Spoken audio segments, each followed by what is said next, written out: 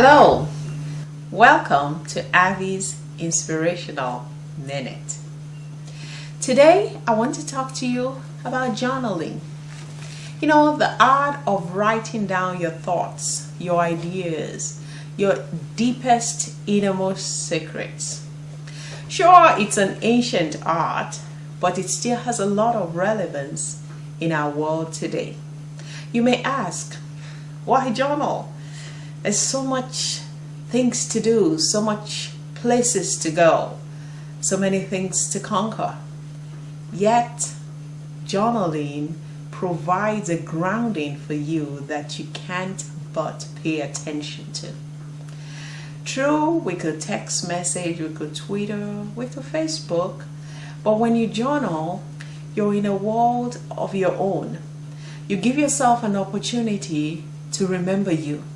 You give yourself an opportunity to take time to dig deep and look inside to find what's there.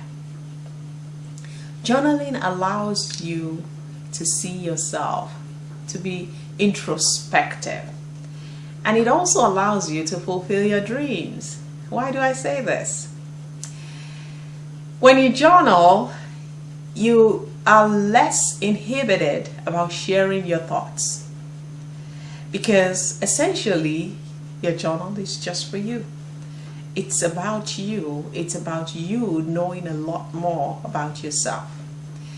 So you're not censoring yourself. You're not monitoring what you say, how you say it, how people will perceive it, where it will go, how they will use it against you. That's not the purpose.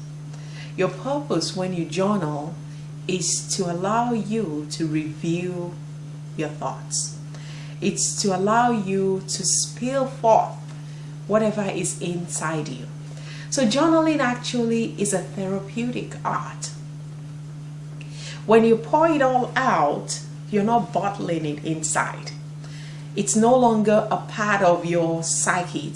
It's not eating you up inside because you've allowed yourself to pour it out. That is one form. Just pouring out your thoughts uninhibited, uncensored, unprogrammed. And as you do this, you get the relief of having spoken to someone else, having spoken to a psychiatrist perhaps, or a psychologist. You get that relief because your journal then becomes your psychologist. Your journal helps you to unload what is burdening you. Another form of using the journal, which I actually want to talk a lot more about today, is keeping your ideas log. First thing in the morning when you wake up, open your journal and begin to write. Begin to write about your thoughts, your dreams, your visions, your plans for the future, where you hope to be. Begin to put those thoughts down that immediately come to mind. When you see your future, what do you see? What do you think about? Where are you going with it? And just put down those thoughts. Put down those thoughts. Some of them will make sense, some of them not. It's not a time for censoring. It's not a time for editing. Your grammar doesn't have to be right. And for those of us that are so used to text messages, just write it in text. Whichever way you understand it. But write. Guess what happens when you write? You'd find that your thoughts begin to take on a pattern of their own. They begin to align your world. Napoleon has said, as a man thinketh, actually that's the Bible, but he wrote, think and grow rich, right? But as a man thinketh, so is he. What your journal allows you to do is to think out loud. Is to write and document your thinking. So, do your journaling for 30 days, 60, even up to a year. Then come back. Come back, not in the mornings when you journal, but in the evenings, and you'll find a pattern. For those that have journaled, and I have experienced some of this, not the really great miracles, but I've experienced some of this. You find that you're writing about the same thing consistently. For instance, if you start out by writing, oh, your vision is to own your own bakery someday. As you journal every morning, what you would find is ideas about what you want to bake, ideas of how to bake, ideas of how to start your business.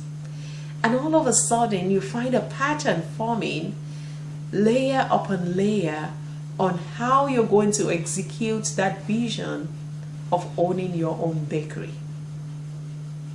It could take 6 months because it is an organic process. You can't rush it by reading ahead or writing what you're reading. It's not about what's out there or what knowledge is out there. It's about what you are birthing inside of you. It's about the thoughts that God, the universe, whatever you believe in, is putting inside of you and that you are to bring forth into the world. So it's not really a process you can rush. But as you see it unfold organically, you would find that at the end of the day, you actually have a compilation. You have a blueprint of how you're going to start your own bakery and what you're going to sell in your bakery, what goods you're going to bake, what will set you apart. And that is the unique thing about journaling. No two journals are alike because we don't think alike. Nobody thinks alike. I would say, oh yeah, like minds flock together.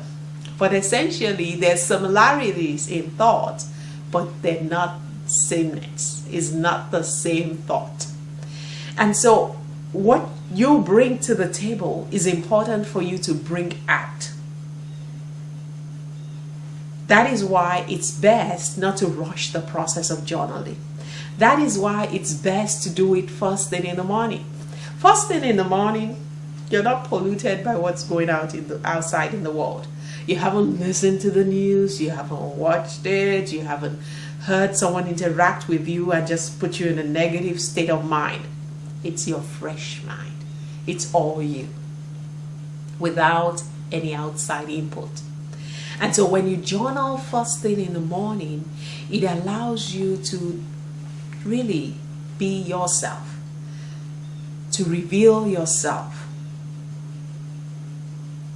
And as you reveal yourself, those ideas that have been germinating in your mind, those ideas that they come as a fleeting thought and you pay them no mind. When you start journaling, you're able to put those ideas down. And as you put them down each and every day, you build that pile. You build that blueprint. And you even build up the stamina to execute. Why? Because it then becomes so much a part of you, and not so much as an unconscious part of you, but a conscious part of you. And when something becomes a conscious part of you, you are able to act on it. When it's just a fleeting thought that you haven't paid any attention to, when it's just a passing fancy, it's not a part of you. You can't execute.